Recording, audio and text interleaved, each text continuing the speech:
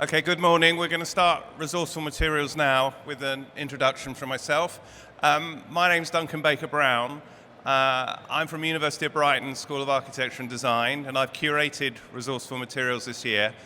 I also am co-founder of BBM Sustainable Design, so we're architects and we're also got another sister company called Closing the Loop, so we're consultants around sustainability and closed loop systems, and we've got a stand just over there if you want to find out more about that. But what I wanted to point out is that we really are in different times. This time last year, I was curating an event here called the Waste Zone, or Zero Waste Zone, and that's before all of this happened. So we're in a world now where over 75% of the population of the UK live in local authority regions that have declared a climate emergency. And things like this are happening. Who would have thought? And really, you know, the whole branding of this event is around our response to the emergency, which is ecological and obviously the climate emergency as well. And there's various organizations within the industry that are trying to do something about it. And if you go out and find my colleagues at ACAN, Architects Climate Action Network, they're just over there. There's a huge network of people trying to respond in a positive way to the demands that actually local authorities are putting upon us, which is really good because their members are demanding to be net carbon zero within a decade, which is probably impossible, but a noble ambition. So why should we care about all of this? Well, I care because of this sort of thing. I don't know how we can ignore it. Mass extinction, and we know it's happening. And it's happening, and it can happen just like that, really quickly, as in with the fires in Australia. This is a slide I stole from, or borrowed from Vivienne Westwood. And you can see that the slide, the bit for Australia, you might think is optimistic.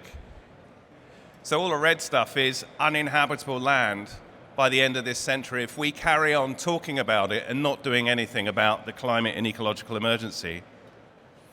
So why us? Well, the UK consumes 600 million tons of stuff a year and throws away 200 million tons of stuff a year. And the construction industry is responsible for 60% of that, 120 million tons of stuff going to landfill or incineration. On top of that, the construction industry, the design, the construction, the maintenance, the inhabitation, and the demolition of the built environment creates about 45% of carbon emissions annually. About half of the natural resources, the raw materials that are harvested and mined annually, are consumed by the built environment. So what next? Well, a lot of people are doing a bit of this. And a lot of people are doing a bit of this. And this is a cartoon that my partner Ian Mackay drew over 20 years ago. Because in the late 90s, there was a bit of a movement around sustainability, a bit of interest. And we got quite a bit of work as consultants for projects like the Greenwich Millennium Village. But we were doing cartoons like this to make the point. But perhaps at the most optimistic level, we're at this point. Can we afford it? So humankind needs to learn how to manage planet Earth's resources. It's all about that. And I think it's people in this room, people in this building, and beyond, in the construction industry, designers, makers, architects, who are the procurers of resources. We manage these resources. We make decisions about what materials we use and what we don't. So the challenges are that we exist as a linear metabolism at the moment. We take materials, we make them into things, we use them for a bit, and then we throw them away. And nothing else on planet Earth works like that. Waste from one ecosystem is food for another ecosystem. And we're not very good at managing resources.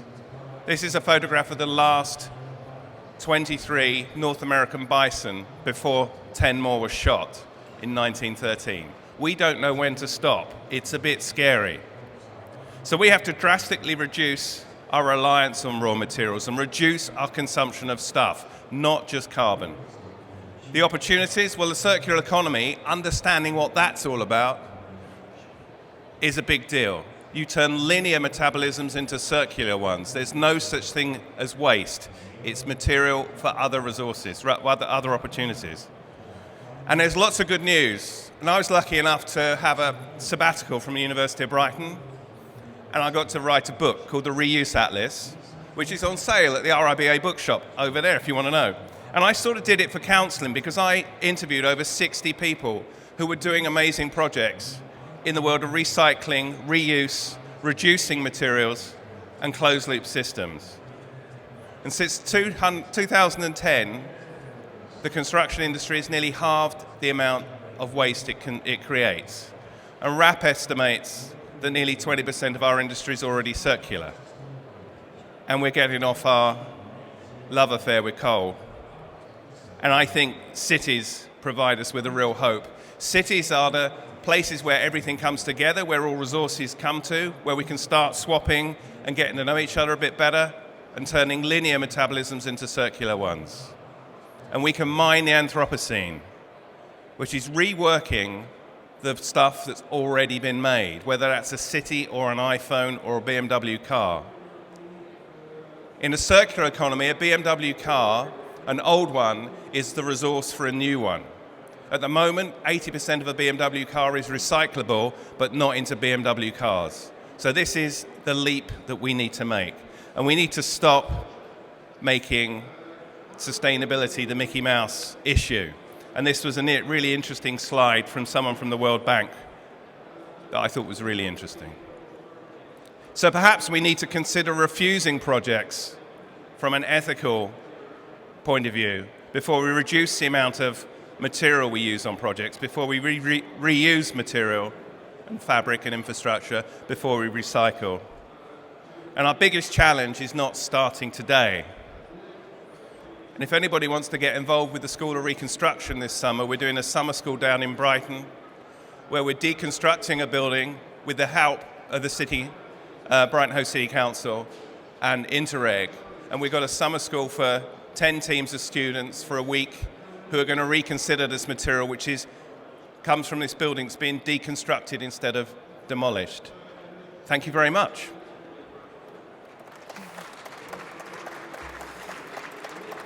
Now I'm going to introduce Dr. David Greenfield, who's going to chair the next session. Good morning, everybody. Welcome to Resourceful Materials, and I don't think we could have had a better way of starting, just to give you a little bit of a motivation about what we're trying to do today. Today we are going to be talking about circular economy and construction. Now, I've just nicked Emma's slide, who's going to be our first speaker. But hey, sharing economy, it's one of the circular economy.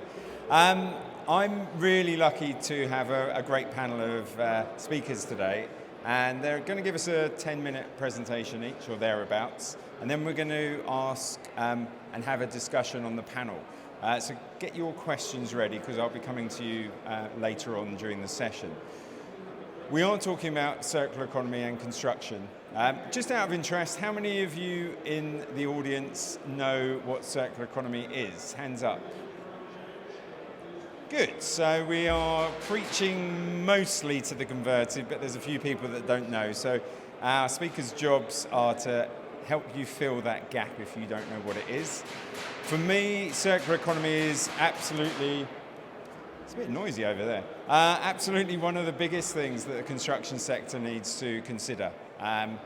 We know that over the next 30 years, about 100% of the infrastructure that's on this planet will be rebuilt or built again. So in terms of carbon, in terms of materials, in terms of time, in terms of effort, in terms of money, this sector is going to be massive over the next 20 years. And the impact it will have on our global economy is potentially insane. So bear that in mind. I'm going to introduce Emma McKenna from Advanced London, who's going to give us a little bit of an insight into the role of cities and supporting cities. And Emma's had a vast range of experience on working on circular economy, and particularly in her previous role at Peterborough, where they won a World Cities Award for the work in putting Peterborough on the map for circular economy. Emma, over to you.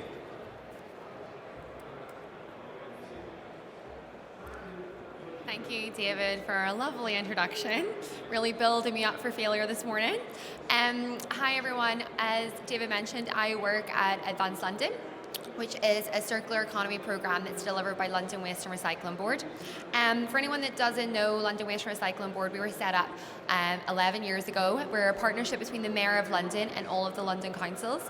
And we have 3 key statutory objectives that are very much focused on the reduction of waste, increase of the reuse and recycling, and really look at the methods for collection and treatment and disposal of that waste.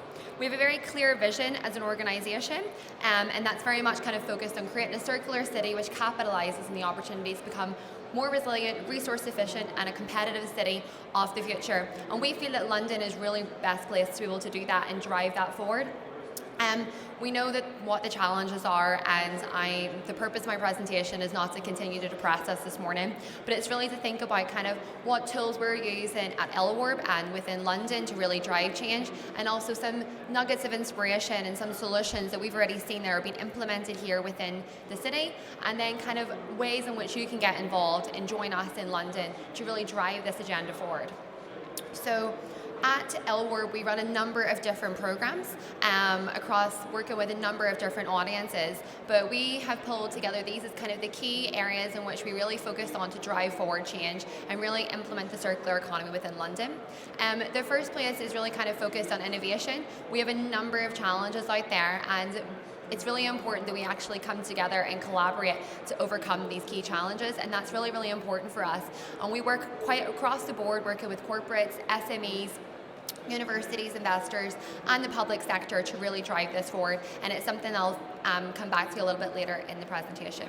We also look at policy and how that can be used as an instrument to drive circular economy. Over the last couple of years, we've been working with 7 other European regions across to look at how policy can be used as an instrument, looking at examples and ways in which they've done that within the built environment, but also in other industries, and thinking about what learnings we can bring back to the UK and implement here.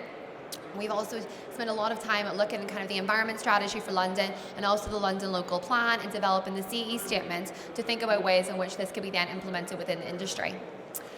Finance is also a really, really important tool that needs to be used, and as LWARB, we have invested into VC and private equity funds to really drive forward the opportunity for circular innovation by supporting startups that are developing new solutions that can actually solve some of these waste challenges that we're faced with.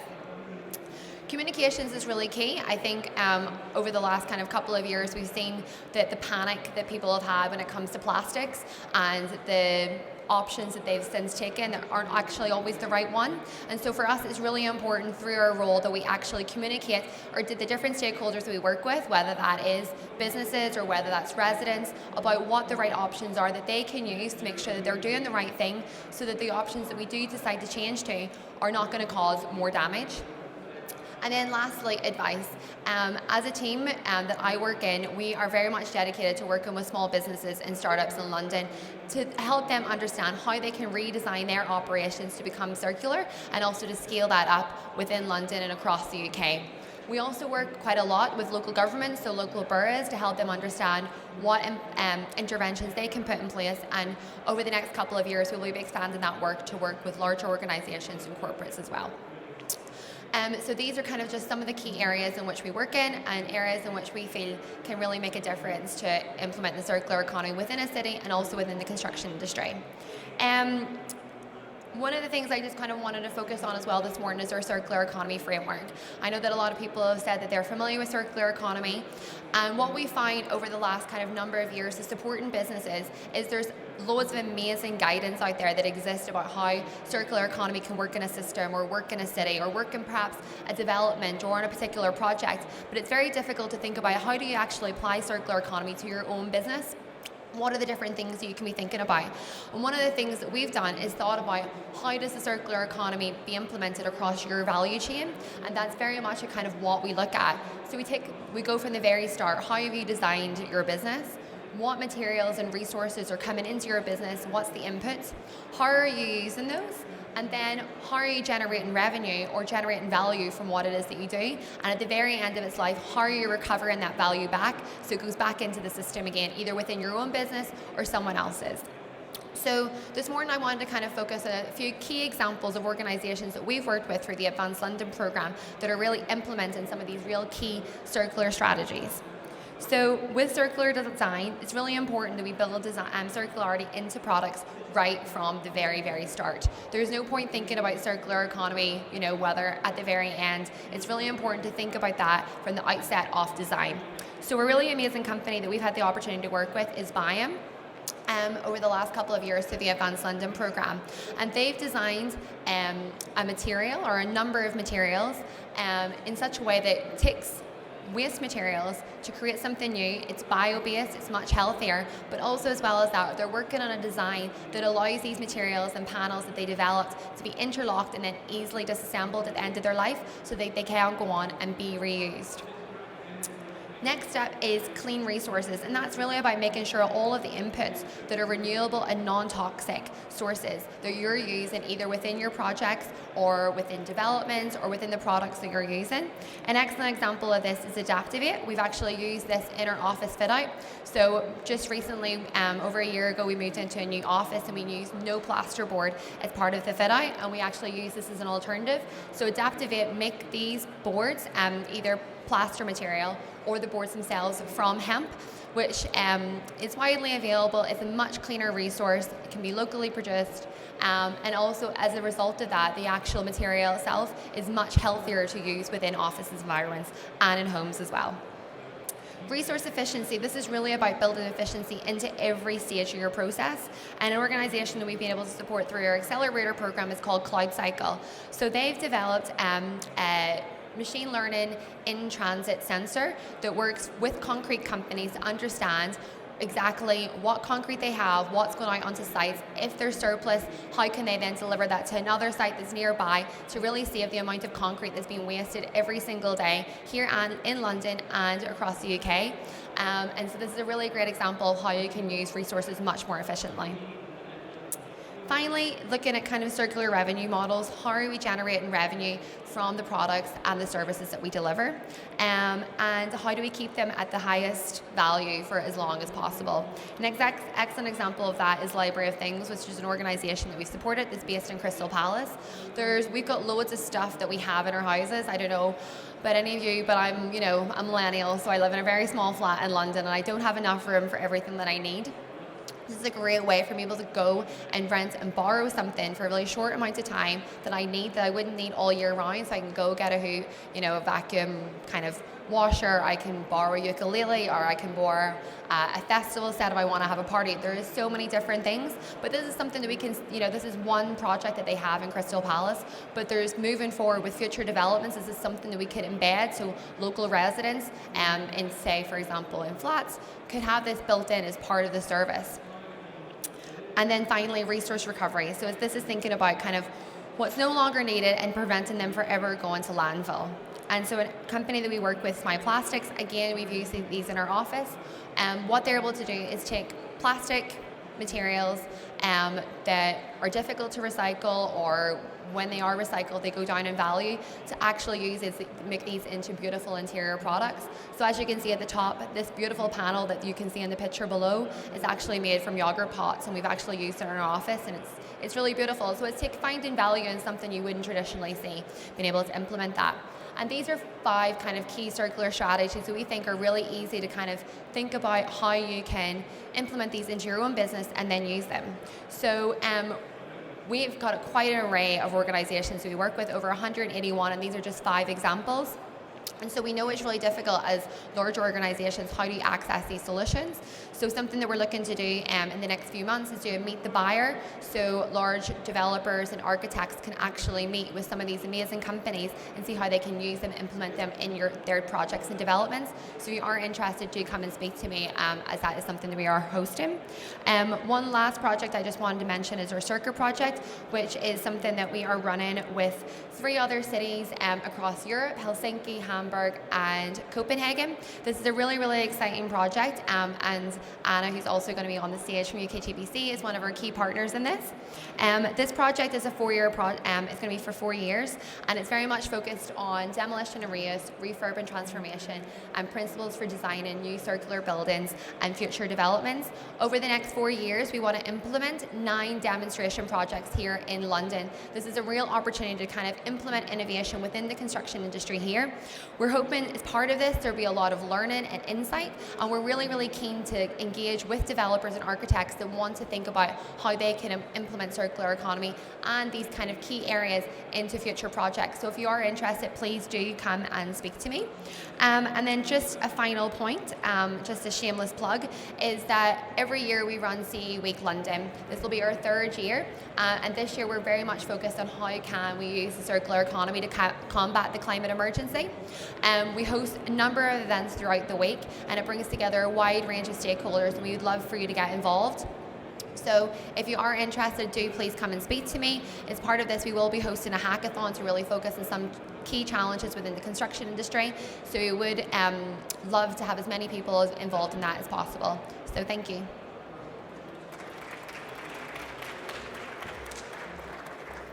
Thank you, Emma. I can only say that the work that London Waste Recycling Board are doing is great, and if you can get involved, try to. Thank you very much, Emma, for really giving us a very healthy overview of what circular economy is and some of the work that's being done in the city. So, straight on to our next speaker. Emma's already mentioned Anna. I'm delighted to welcome Anna Surgener, who's the Senior Sustainability Advisor from UK Green Building Council. Anna.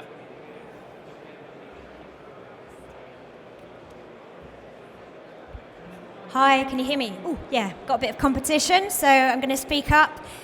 Morning, everyone. Great to see a full house here. So my 10 minutes, I'll give you a bit of an overview about UK Green Building Council. I will also talk to you a bit about the work that we're doing that will hopefully help you as practitioners to deliver circular economy in real life out there, because there's a lot of talk about circular economy, but not a huge amount of doing. And on that note, I'll also talk a bit about some of the projects that are happening mostly in the countries in Europe, outside of the UK.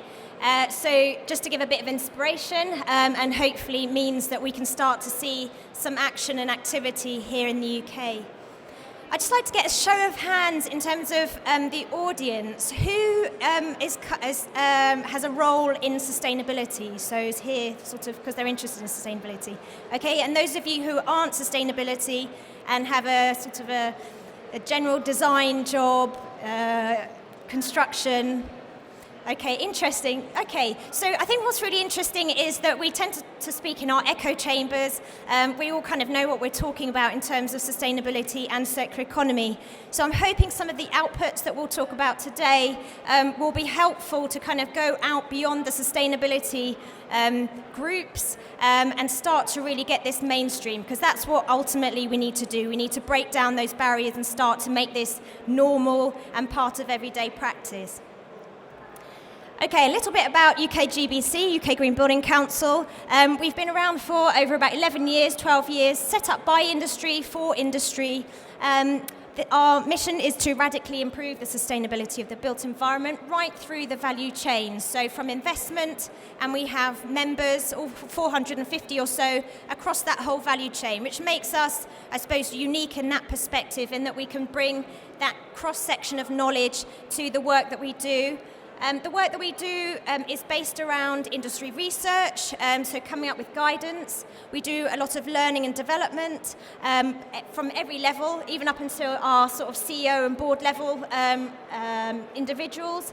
And we do a lot of work on policy as well. So trying to influence national government, but more so, as I think Duncan alluded to earlier, actually cities are really an exciting opportunity for us. So we have our vision, a built environment that enables people and planet to thrive. We've based it around these key areas: mitigating, adapting to climate change. And I think, as we all know, this is our big challenge. The climate emergency is what we're hearing about, we know about. Species extinction is super urgent. We need to really start acting now. It's no longer about talking about this, as I've said. We've also had clear instructions from our board that I think now we're starting to properly understand the why we need to be doing this. We've heard a lot of really good statistics from Duncan earlier, and those of you who weren't here, I've got a few more to add into the mix. But we really need to be starting to put this into action and understanding how we start to deliver a built environment that mitigates and adapts to climate change, eliminates waste and maximises resource efficiency, embracing and restoring nature and biodiversity, addressing health and well-being of people and socioeconomic value. So I think with all that in mind, we still see this today. And I suppose with cities only ever growing in 2050, 2/3 of us are going to live in cities. And we're going to be, as a city, we can no longer operate in this linear way. We really need to be thinking circular. Duncan's already talked about that.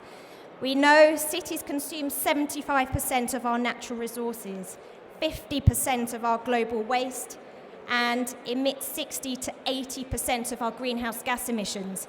We just can't keep operating that. The graphs and trajectories in terms of our impact as humans on our planet just isn't going to allow us to live like that. So we need to change. We need to move away from this. We can't keep operating in this system. We need to be thinking about new areas and a paradigm shift. We can't keep operating as businesses in the way we do. We almost need to move away from the recycling concept. We've had halving waste to landfill. We're reducing zero waste to landfill. We now need to move towards zero waste. So we need to rethink the system. We also know about 13% of products from construction sites end up in landfill. They don't even get used. And that's with a price increase of about 5% around 2017, 2018 of our resources. So it makes no economic sense in the way that we're working in the system. Profit margins are so small of your contractors out there. So we need to rethink. So what we've done at UKGBC is we've worked with our members. We produced a set of guidance that was actually launched just after Future Build last year. Circular economy guidance for construction clients. It's freely available on our website. It was created by our members with their input. And the idea with this guidance is it's very much about the practicalities of putting circular economy into project briefs. It's helping clients ask for this in the right way. What we were finding a couple of years ago is that we wanted to start to really put this stuff into practice. Let's get some projects applying circular economy. However, we were hearing that clients were just saying to the industry, go off and apply circular economy. And construction teams were saying, well, could you be a bit more specific about that? And they said, no, just go off and innovate. Actually, what we need is a bit of a clear brief, clear instruction, really understanding the whole concept and what we're trying to achieve, and having a clear vision and values as well. I'll talk a bit about that in a moment. So this is freely available, and what it does is it looks at all of the principles around circular economy, around reuse, design for deconstruction, products as a service, some of those issues that we don't really hear about very much in the projects that we're working on. So you might get reuse of buildings because we're refurbishing them, but actually we don't see much in the way of reusing products from one site and taking them to reuse them from another. Applying products as a service to a project. These are all kind of engrossed in issues around risk, legislation that's stopping us from kind of making that progress. So what we've done here is we've set out how you can ask for it, how to address some of the risks around applying it, and really as project teams, pushing back. When you have organizer individuals who might question whether this can happen, there are always ways around this. You really need to work through them. There's no way that we can start to ignore the climate emergency. So having launched that, we said, great, so clients can now ask for this in the right way. We've got kind of at the early design concept stages, it being asked for. So what we said this year was that we now need to look beyond the project brief. How do you put this into practice as a project team? What are the steps that need to be gone through? Who has responsibility for what? So we got some partners on board. Very grateful to these guys for helping fund the next stage of work. We took two areas that we don't often see happen in projects: reuse of construction products, and we've developed some guidance which will be launching on the 26th of March. All welcome, just need to sign up on our website, on our events page, you'll find that. And what we're doing is we're launching a reuse guide, how to apply reuse to construction products. So that's reusing within your existing site, how to bring reuse onto site from another project, and how to send products on for reuse to another project. So this takes you through the step-by-steps RIBA stages, who needs to do what, when, what signposting of guidance is out there, how to overcome some of those obstacles, such as the risks that we always hear about and why it can't be done. The other one is products as a service. We've focused on lighting just because it's an area that is starting to gain a bit of momentum here in the UK, but again, it's an area that's really not asked for and not really taken forward because it's quite new. But actually, there's nothing to stop us from doing this. It can be done. There's a few areas of kind of development that needs to happen from a product supplier perspective, and then in terms of how those relationships can work, but that's kind of new thinking that we always need to work through. So we've developed a guide, again launching on the 26th of March. Again, it will be freely available. I'd suggest that you use these guides, take them to your project team meetings.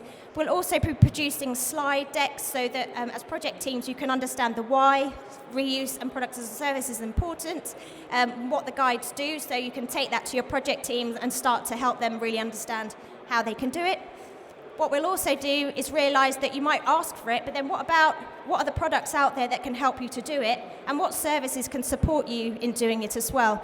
So we'll produce an innovation insights document that will signpost to some of the existing innovations that are out there and the solutions, because at the end of the day, that's what we need to be looking at. I'm going to hop over this because Emma's kindly talked about Circuit, but actually what we need to now do from this point, from April onwards, we're now going to be working on live projects. There's a huge amount of interest from our developer, finance, investor community who really want to now apply this to live projects. So through Circuit and other means, we'll be working on these projects, and we'll hope to see some of that happen. Whistle Stop tour, and maybe worth just looking at some of these case studies yourself. Park 2020 in the Netherlands. Applied cradle-to-cradle thinking, 1.4% under budget, rental levels were outperformed by market, the exit yield, so people didn't leave the building, tenants kind of maintained and stayed on, really high user satisfaction rates, 95%, a really good story there. Reuse resource rows, another really interesting one, as we're starting to see a transition towards urban environments. This is a first example in Denmark of a project that's reusing buildings and taking them to cities, and they're aiming to have a 70% carbon saving as part of this project. Circle House, I think, should be finishing this year. Again, in Denmark, objective is that 90% of the materials used in this project will be able to maintain their residual value, so they can be reused. And then Venlo City Hall have done a huge amount of work around material passports so that you can maintain the residual value of any materials within there and allow them for high-grade reuse. So it's not about kind of sending them to projects that kind of can't use them in the same value, to their same value. That's it from me. Very quick whistle-stop tour. Happy to have a chat with anyone afterwards. There's my details if you need to speak to me. Enjoy the rest of the day. Thank you, Anna. You'll definitely get your money's worth. I know it's a free event, but definitely getting some really good examples. And yeah, definitely try and get involved on the 26th, I think, by the looks of it. Great. Okay, our next speaker is Martin Townsend, who's the Global Head of Sustainability and Circular Economy at BSI. Martin, you're very welcome. Good morning. and thank you for coming. I was looking at my phone on the way in and wondering how many people would turn up, and pleasantly surprised that you must be the resilient and courageous people here at FutureBuild. I think it was Hemingway that once said that courage is not about fear, it's about knowing that something is much more important in the bigger picture, and obviously that is 11 o'clock on a Wednesday at FutureBuild talking about the circular economy. I'm going to be fearless. I've got no slides. I just want to talk to you about some of the work we're doing at BSI and actually sort of reinforce what the great speakers have said already in terms of circular economy. Let me start with BSI, I suppose. I've only been there a couple of months, but actually already the conversation around circular economy is the one that is resonating and happening with greater drive than anything else. I'm quite privileged in the sense that I've worked for all my career in buildings and in construction, but actually the role I undertake now actually spans construction, aerospace, automotive, and as Duncan said at the start, it's a great opportunity to learn from other sectors and apply some of that thinking to the built environment. But I've got some words of caution because I think, as some of the other speakers have said already today, the one thing we're lacking isn't ideas. The thing we're lacking is courage. It's about making sure that we really are being ambitious when it comes to driving this conversation on the circular economy. Let me just share with you what some other countries are doing, because I think that probably gives you an appreciation of how other countries probably get this debate about circular economy more than we do. So in the Netherlands, for instance, which has been mentioned today already, they have set the ambition to be 50% circular by 2030 and 100% circular by 2050.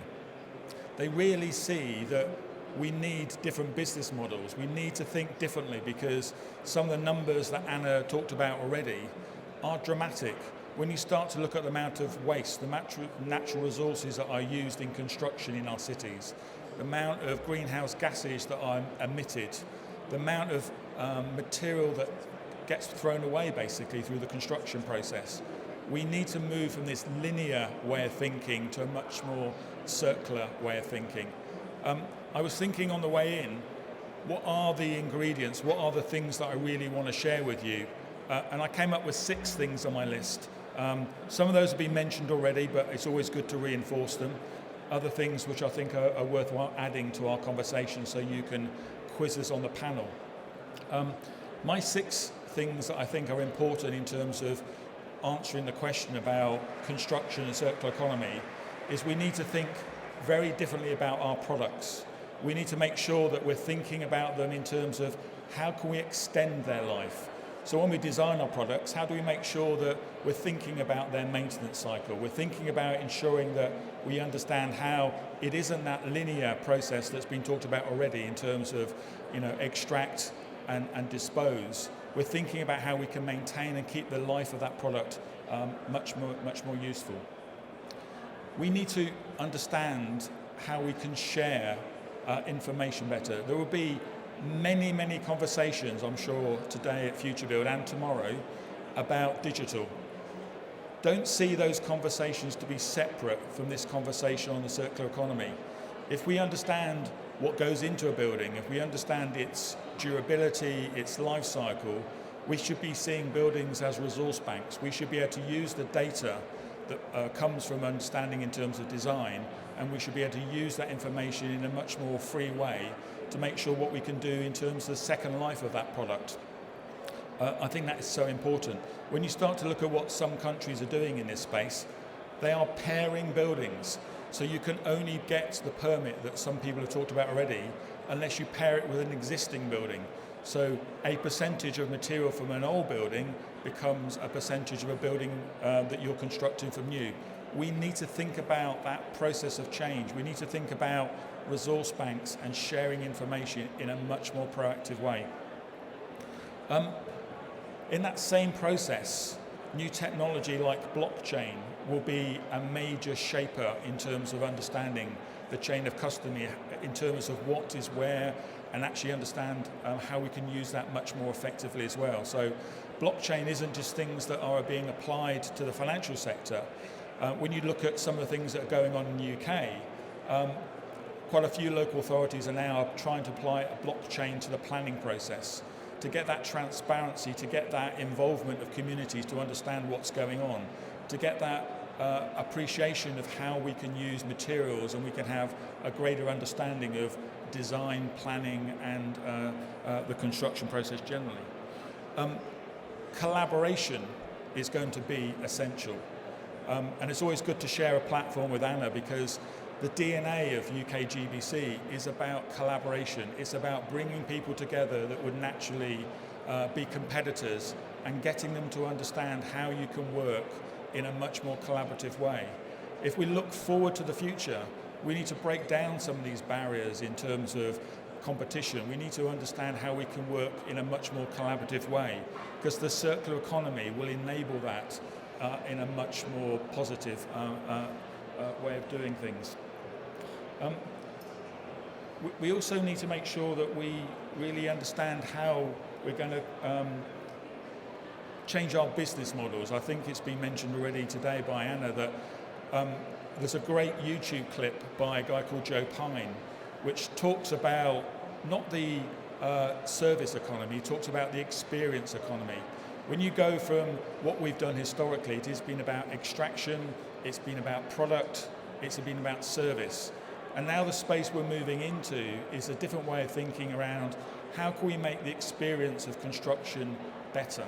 So the comment that Anna made around thinking about service models changes that thinking completely. So when you offer a service like water tightness, you're actually providing a client with a watertight building and you place within the products sensors, and so when that product starts to change or fail, either through workmanship or the materials come to its end of life, you go in and you fix that building, that watertightness for that client.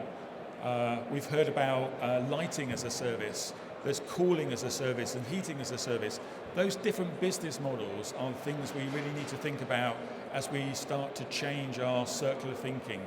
So it isn't anymore about a control in terms of selling a product, it is about control in terms of making sure I know what I'm providing you, I know how I can reuse it, I know how I can provide a better service, I can provide you an experience which actually meets your needs and actually drives this change for you.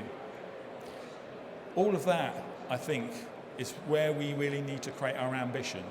There are many things that all of us can do, and as you go around and you talk to various people here today, when you talk to exhibitors, you need to challenge them in terms of the models they have, the thinking they have in terms of how they're going to improve.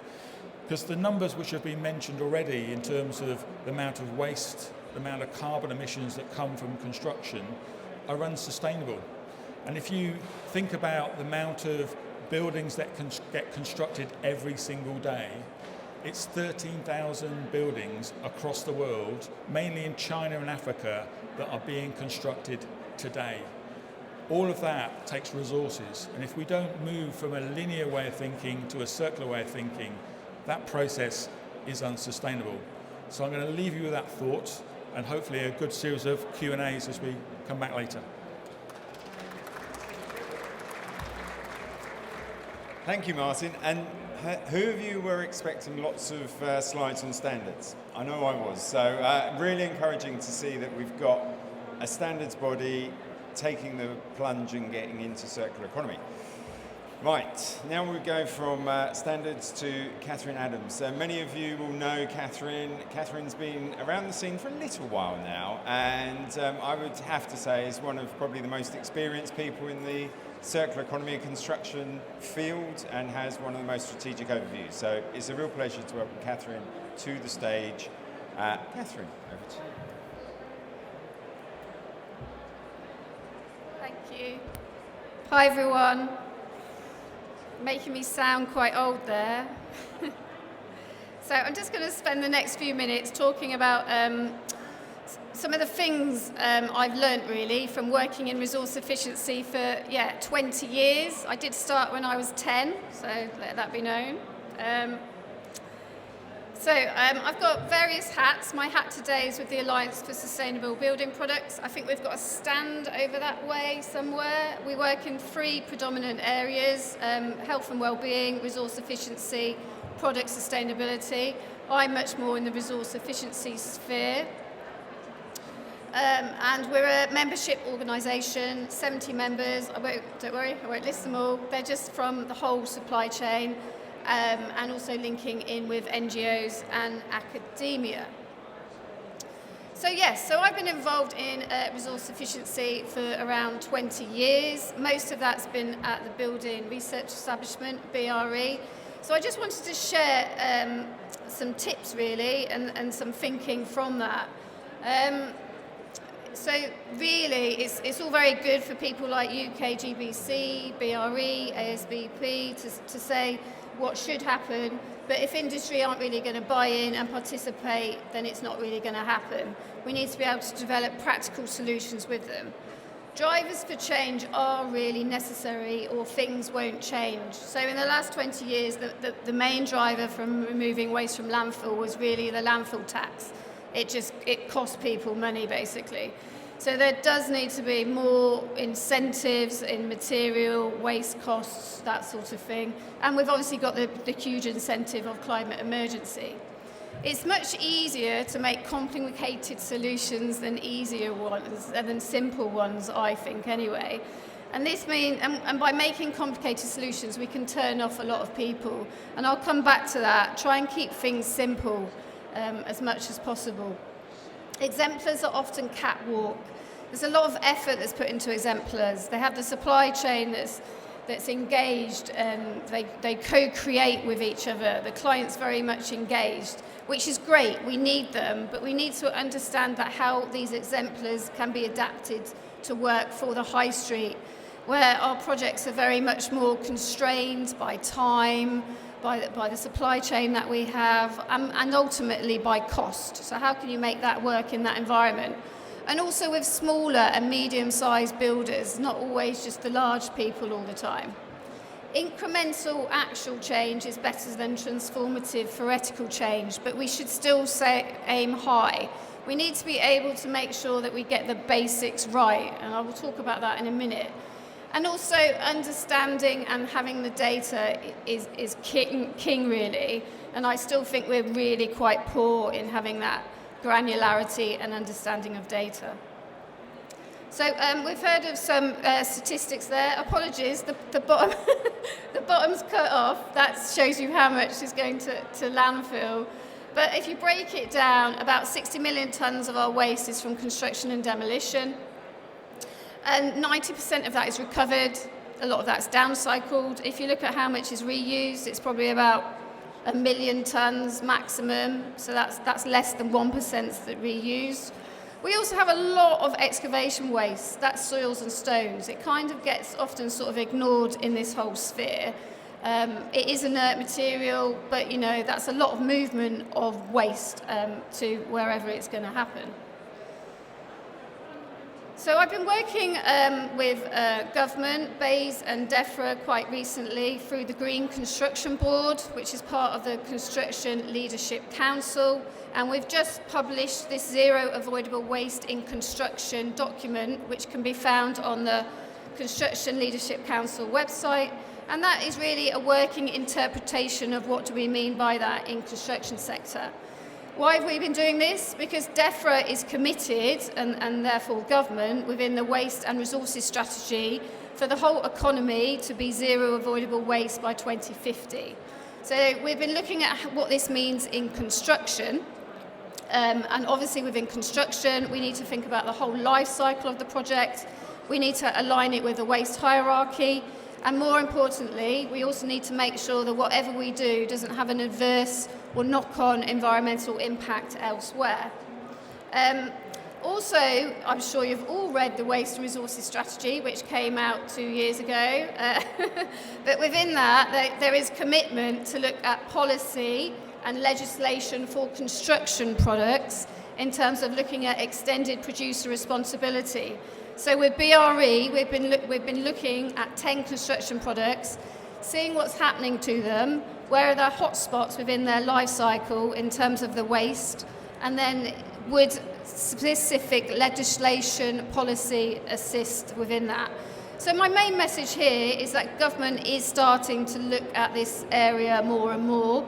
They have been quite quiet for the last 6, 7, 8 years, but I do think there'll be more coming, which will act as one of the drivers in terms of policy, regulation and legislation. Just on the zero avoidable waste as well, with next stage is developing a route map on how to get there. So if you want to be involved in that, come and have a chat. So I talked a bit about getting the basics right. So this is what I've learned. It's really important to use the right terminology, and that terminology and language really varies on who you're talking to. If you're talking to a subcontractor, they probably don't even want to hear the word circular economy. It's not really going to be that interesting to them, or the people on site. However, you're talking to an investor or a developer, they may do. The language is really, really critical. Keep it simple as well. Reduce, reuse, recycle, and use everyday objects to try and explain that whole sort of theory. Use your mobile phone, use clothing. Start with the end of life. I know that is all about circular economy. Go around and ask the manufacturers what are they doing for their end of life for their products. It would be quite an interesting survey, that would.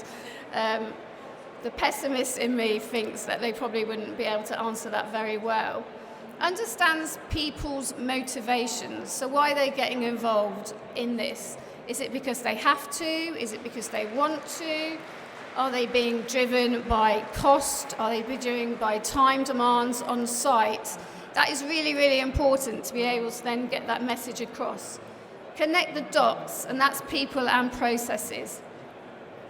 So how many of you work with demolition contractors? How many of you ask them what's actually happening to those products at the end of their lives? Are you understanding of the way you design the buildings? Is that creating issues at end of life? Engage with the whole supply chain on that. And also processes as well. A lot just gets lost as soon as you start moving down the supply chain. It will get value engineered out, for instance, and therefore keep a watchful eye on what's occurring. But also, aim high, but be realistic as well. Focus on the things where you can have the most impact, those key products and materials.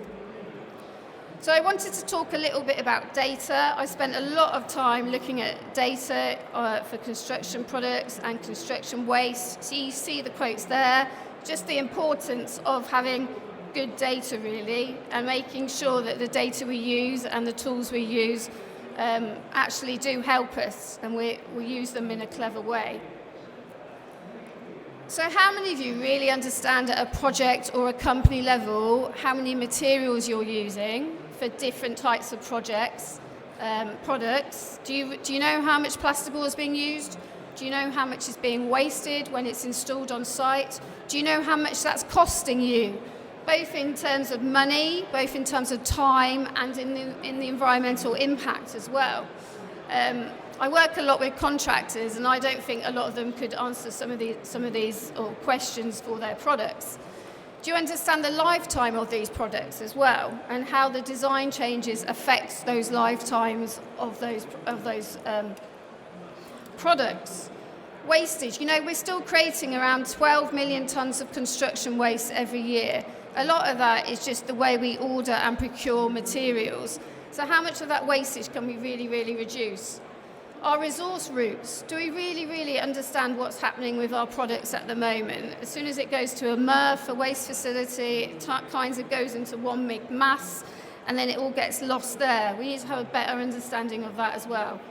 We also really need to understand how the waste of that product arises through its life cycle, and that's really all about circular economy. So how our decisions from maintaining, refurbishing that will create waste for those different types of products. There's also, products vary quite considerably when you're talking about construction, and a huge amount of construction products are used. So it's really understanding those different variables of what a product has, and then how they can influence the different circular economy options and resource recovery options. So if I have a product that's quite highly standardized, that may be easier to be reused, for instance. The value of the product, that's the whole issue. A lot of our construction products are really quite low value it then makes it very, very difficult to recycle them or gain any value at the end of their life. The rate of innovation, if it's replaced more and more, then it may be easier to be able to take back and that manufacturer to be able to remanufacture it. And you can see, I won't go through, the commonality of the product, the quality of the product, those sorts of things. Last but not least, I just wanted to mention some events that the ASBP are involved in. If you want to have a chat to me about any of them, then please do. Thank you. Thank you, Catherine. Again, a brilliant presentation and picking up one of my favourite topics, data. Data, data, data. We always need more data. Okay, our final speaker for this session is Jake Atwood-Harris, who's a Sustainable Design Advisor for Hawkins Brown. Jake, over to you.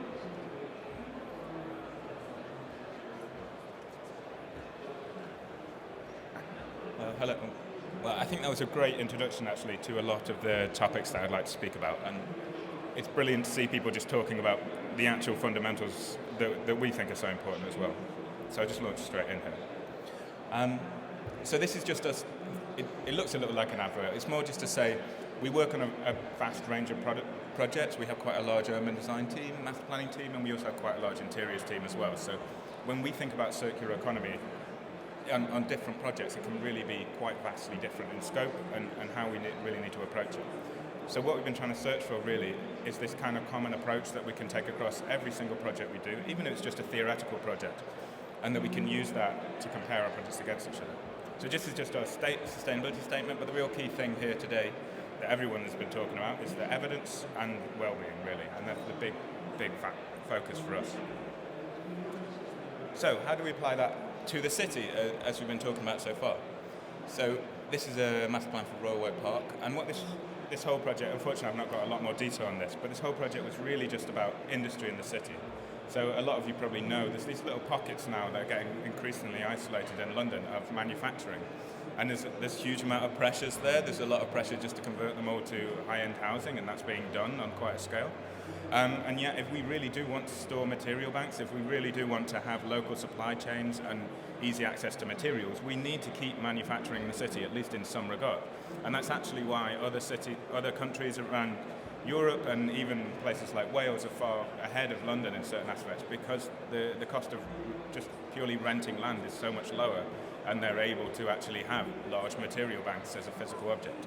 So there's all kinds of intricacies there, and one of the things we looked at in this project is how we might stack industry, office and housing and other uses on top of each other, how we might have to create different routes. So, you know, they are inherently going to be polluting vehicles that are carrying construction waste around site, how they can come into developments in a different direction than we might have residential traffic, for instance.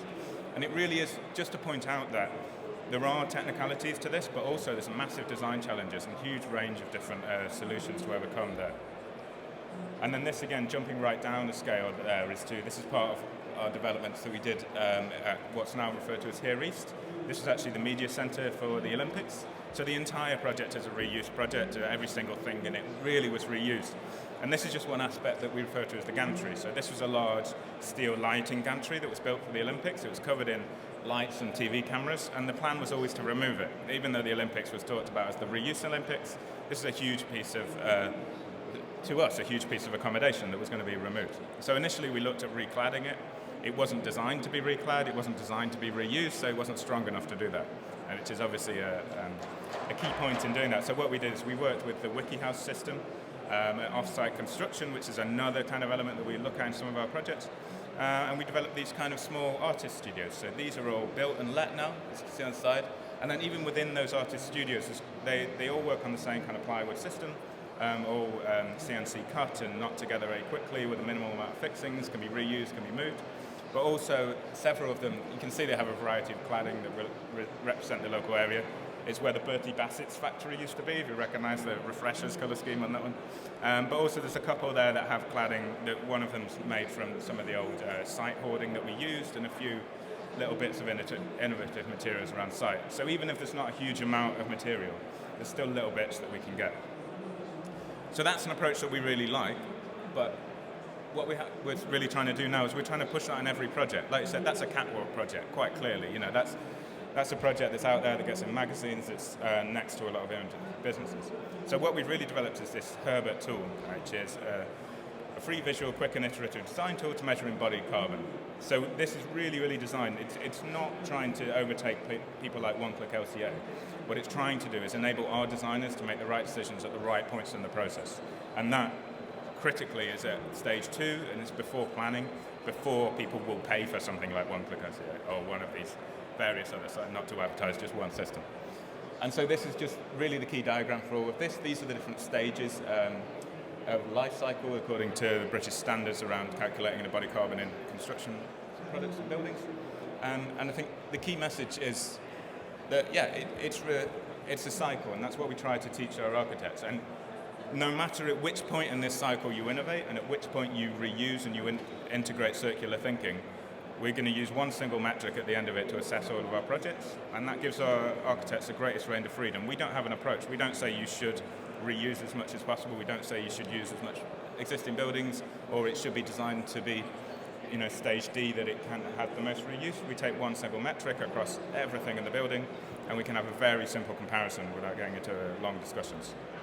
So at the moment, we're including these 5 factors that are circled, but that's just an idea of we are really hoping to move towards including facilitating works, and particularly FF&E, which I think people massively underestimate the impact of, complex extruded aluminium shelving systems and all these types of things, which have a much quicker replacement cycle in buildings.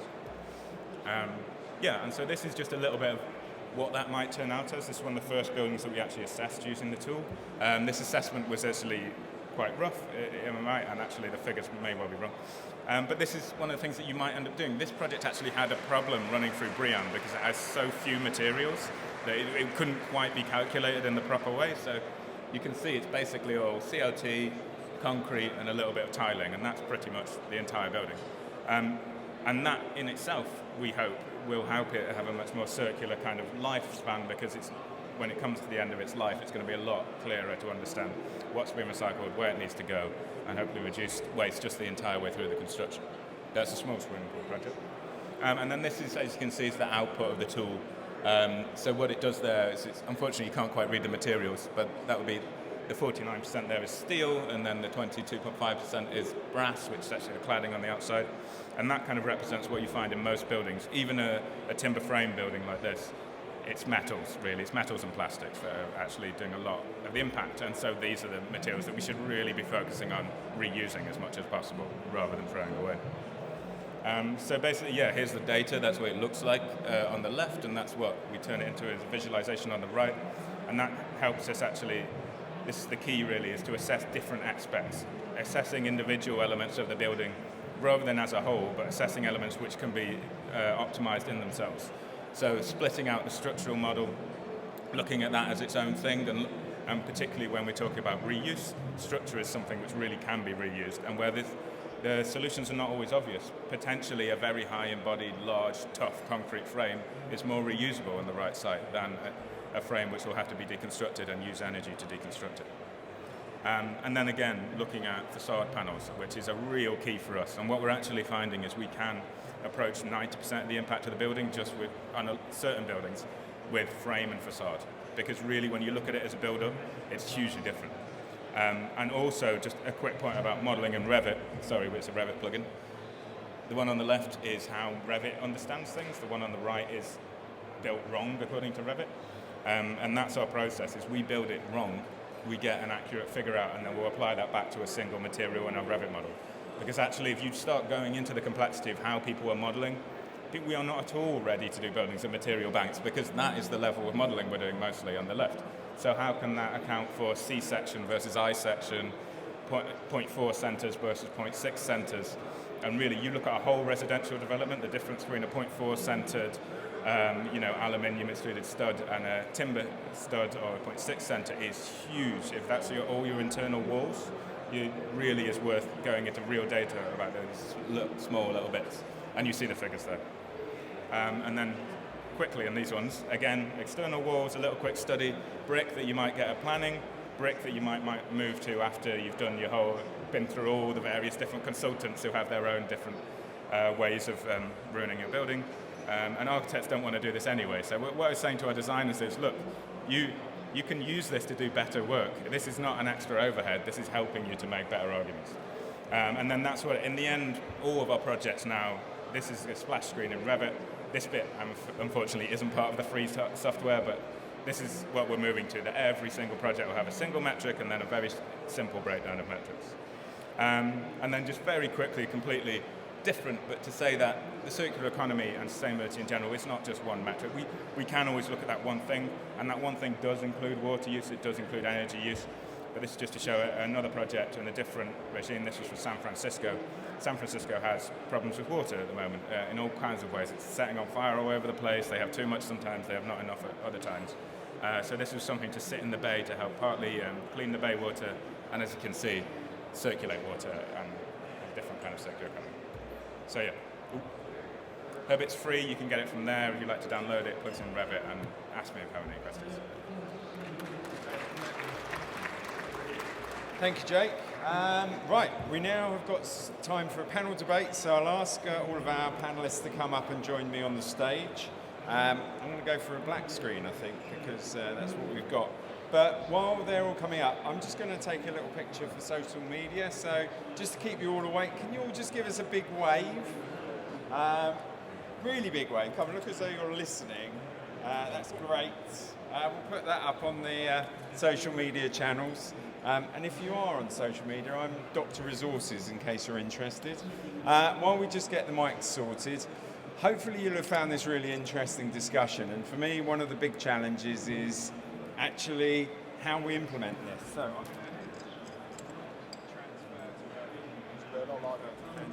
I'm going to stay here for a second. So while we're sorting out the mics, just any of you got any questions immediately, can you put your hands up? And I will make sure that somebody comes around with a microphone. And when you do ask a question, can you give us your name and where you're from? And a very concise question. We've only got about 15, 20 minutes for the questions, so we don't want to spend hours listening to questions. But Is this working? Have you got a microphone working? It's not working yet. Okay, fine. I'll just carry on talking while we sort out the mics. I can do that for quite a while. In fact, we don't need to do the panel. You can all go home. Thank you very much. Technology. It's all about technology. If we don't get it right, it doesn't work. Okay, can we just test that? Hello, hello, hello, hello, hello. Hi, hi. Yeah. Hello, hello, hello, hello. Hello. Aha. Okay, is that one working? Yes, great. Okay, fine. I'm going to come and sit down here. Brilliant. Okay. Thank you very much, panelists. We're going to share the microphone. Okay. Hi. We've only got one mic for the whole.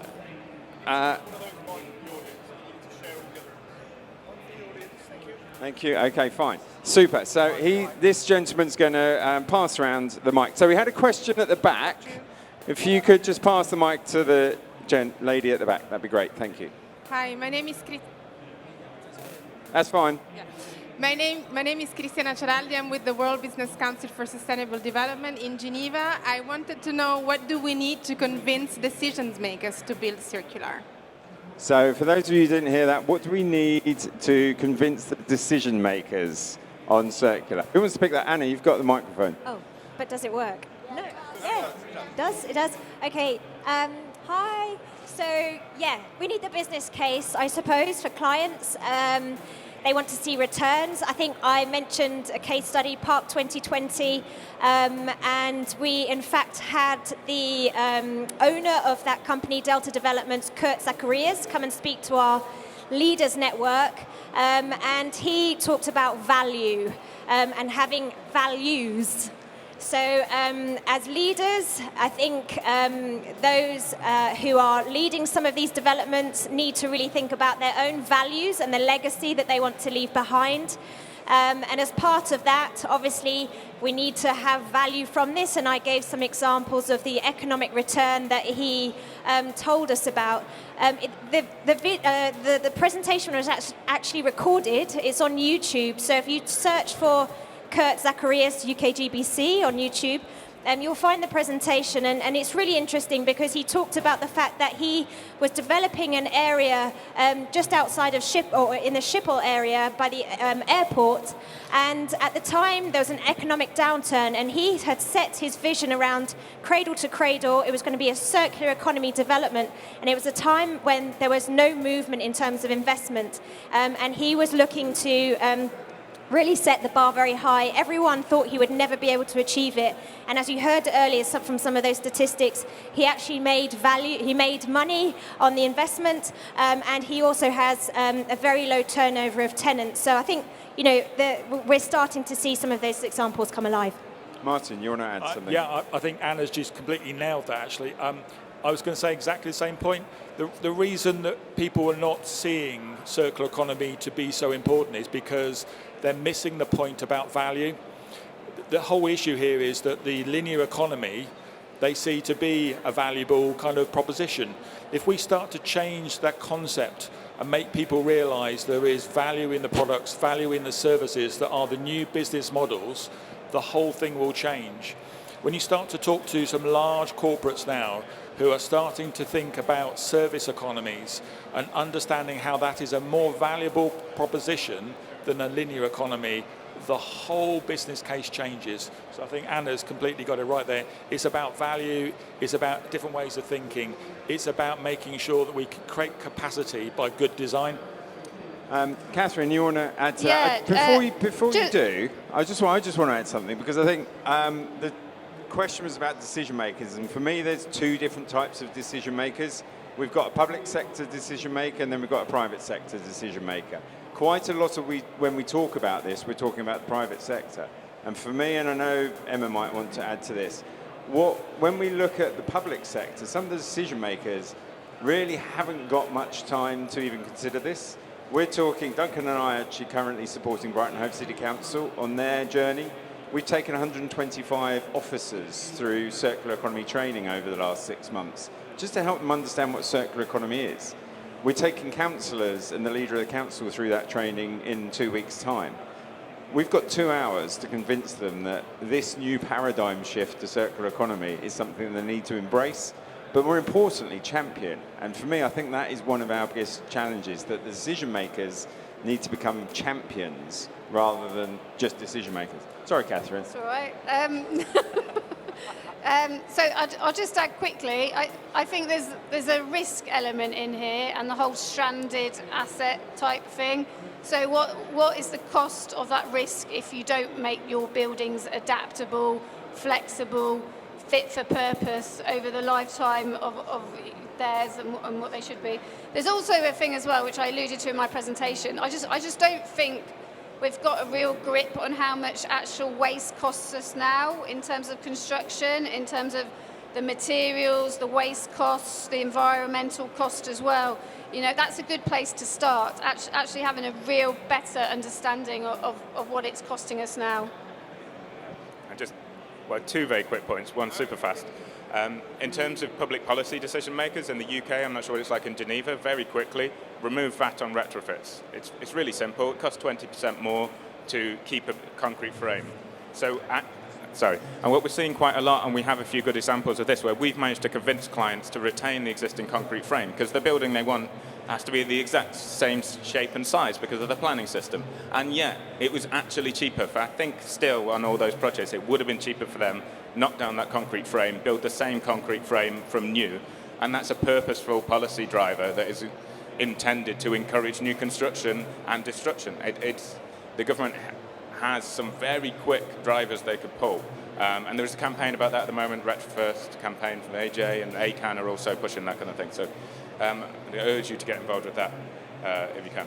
And secondly, from the private point of view, health and well-being. Health and well-being, again, is what we always talk about. Pouring new concrete on site, doing any new building works on site is not good for air quality, and generally a building and materials that have been there and settled for a long time, they're much healthier, and private clients love health and well-being. So.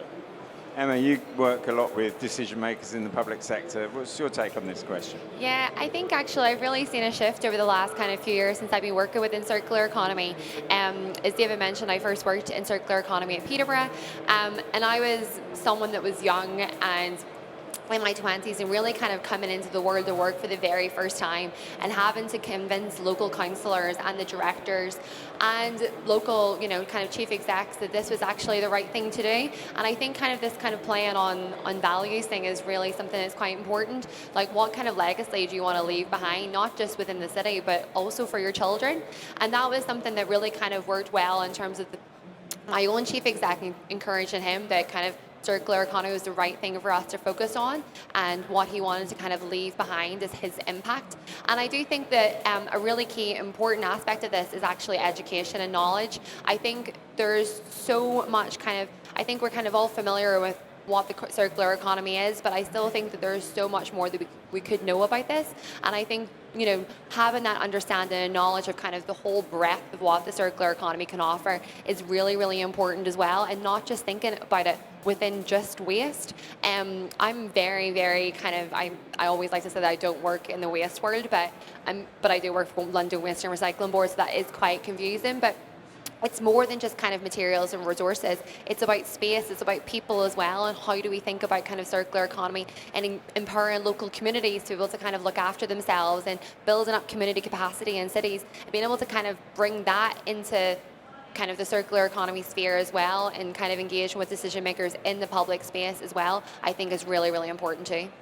Thank you, Emma. I think there's one thing that none of you mentioned, which I'm starting to see with the public sector as well and the decision makers, but also with the private sector, is the other new things that are out there. They're not even new, but things like Sustainable Development Goals.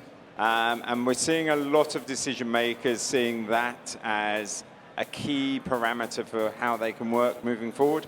And actually, circular economy is a facilitator of delivering some of the Sustainable Development Goals. So it was mentioned earlier, language is absolutely critical.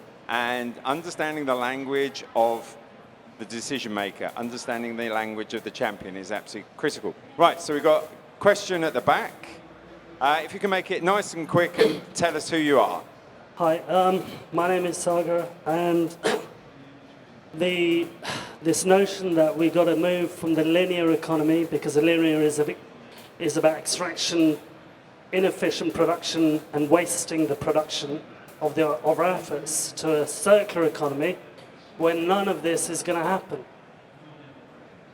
In actual fact, how many questions have we asked ourselves about where do the minerals for the wind turbines and solar panels come from? This is a repeated question, but no one's actually asking. The circular economy, its model, unfortunately, is it really circular, or is it actually linear but just dressed up as circular? Thank you. It's a really interesting question. Jake, I'm going to ask you to answer that first. Just first off, there's some truth to that. There's also some truth to, you can assume any steel pretty much around the world will have a roughly 25% recycled content. I mean, steel is one of the things that's vastly recycled all over the world. An old shipping container will be broken down and recycled. However, going back, what I'm really pleased to see was the reduce, reuse, recycle on almost every slide, and it's something that I try and push. Recycling should be the last option. And what we should be doing more and more is reselling wind turbines, reselling solar panels. But it is happening, if not on the vast scales that we'd like. Sorry, can I ask the question back? If you don't think circular economy is the answer, what do you think it is? I think it's the answer, but the problem is when I went to the EY event yesterday after this, the lady told me that it is circular, we have to. I says, yeah, of course. But then if it is circular, then why is it that the resources for the wind turbine and solar panels are taken from the same lands as the coal is in Africa, and then when we can't be bothered to requisition it again, we're dumping it back in Africa for a 5-year-old kid to tear it apart? We have to look at what's the incentives for the financials in the square miles to actually really push it forward properly, or is it only for their bottom line? I was just going to do a very quick reply. I think you're right. We need a systems change. We're trying to put a round circle in a square hole, or whatever it is. We need everything to change. We need every business to rethink what their model is. We need government to have the right policy that drives the right decisions, taxes in the right places. We don't have that at the moment, so you're right that it's just not working in the way we really ultimately need it to, I would say. Emma, do you want to? Yeah, I agree. I don't think that we're there yet. We don't have all the answers, but I do think it's really important that we try to work together. At the minute, I work with 181 entrepreneurs and SMEs and startups in London. They're all trying to do something within the circular economy, but we're operating within a linear system. And so it's really important to bring together all of the different stakeholders across the value chain to actually come together and implement solutions that can work for everyone. We're not there yet, but I think that there's no reason to say that we won't be. We've done, we've looked at some research around kind of what's happening with emissions, and it's kind of petering off, but kind of the expectations around resource demand is going to grow exponentially, and we do need to rethink that. But I do think that we can get there if we all work together on this, and I think it's really encouraging to see so many people here this morning actually engaged in that as well. Thank you, Emma. Anybody want to add to that? No, I think it's one of the crucial questions for circular economy, not just in the construction sector, but across all the different sectors, that it's a systems change. You're entirely right, Emma. We are on a journey, and the journey's not going to be completed tomorrow. It's not going to be completed by the end of the decade. I think what I'm seeing is there's a shift in mindset to actually approach and adopt circular. Now, that's not by everybody. That's by a number of individual people. There's a number of things that we have to consider on that journey, and we have to look for some of the unintended consequences, some of the unintended decisions. And if any of you are decision makers in the audience, if any of you are going to be decision makers on your career over the next 15, 20 years, just bear in mind that circular economy is one of the solutions that sits amongst a number of other aspects, including sustainable development goals, including finance, including health and well-being, including population control, including how we live our lives and where we live, and then, of course, climate change. Circular is possibly a solution. It may not be the only solution. I'm going to ask the panelists to just give one, I haven't actually lined them up for this, so they're going to hate me for this, which is normal. Just one comment back to you as a takeaway as to how you can adopt circular economy in where you work, wherever you work, and what you think is the most useful thing for one of the audience members to take part. Jake, you're closest to the microphone rather than Catherine, and then we'll come round. Sure. So actually, something that I just have thought I probably should have replied to for the last question is what's really interesting to me, if you take this zero carbon Britain 2050 or whatever date you want to put on it very seriously, and you really consider the whole life carbon implications for the entire economy and imports, if we really do that as a country, it has massive wide-reaching effects. It doesn't cover quite everything. You should always keep an eye on things like, social impacts and health impacts from whatever we're doing. We don't want to just shut off all the ventilation to our buildings and have sick building syndrome. Way lower energy, but it's not much better. But yeah, let's focus on zero carbon and we'll get there. Catherine. I think just have a better understanding, really, of how your decisions affect others in the supply chain, whether you're procuring materials, whether you're designing buildings. Just have an open conversation across the supply chain, right from the beginning to the end, on how what you do affects both upstream and downstream. Two microphones. I would say be open-minded, educate yourself as much as possible. You don't need to know all of the answers, and that's okay, but there's probably someone out there that might be able to help, so try and engage with them and work together. I think it's really, really important. And don't make assumptions on what you think is actually the best thing. Use evidence to make sure it's evidence-based, the decisions that you do make in terms of what you want to implement in terms of trying to make a sustainable and environmental impact. I would say where there's a will, there's a way. So I would go into those project meetings and push back on those doubters and those no-sayers and just say, we have to do this and we have to find a way of overcoming it. Cool. The beauty of coming last. I think it's about leadership. I think we need more leaders in the construction industry, and hopefully you being here will actually be the catalyst for change. It's about challenging people. It's about asking those questions that all the other speakers have talked about. Ask about, what happens at end of life. Think about how you can build more capacity in a product, in a building, in a city by good design, and challenge that process. make sure that we're actually building the future rather than actually using the resources. Thank you very much, Martin. Thank you very much to all of you for listening and asking the questions. Thank you very much to our panelists. And before you do clapping, I know Duncan's going to introduce the next session in a second, but thank you very much. It's been a really, really interesting debate, and you guys are very much the people that are going to take this forward, along with everybody here. Circular is something that we have to embrace and embed within our construction, excavation, and deconstruction sector. I don't like demolition anymore. So thank you very much. A round of applause for the panelists. Thank you very much.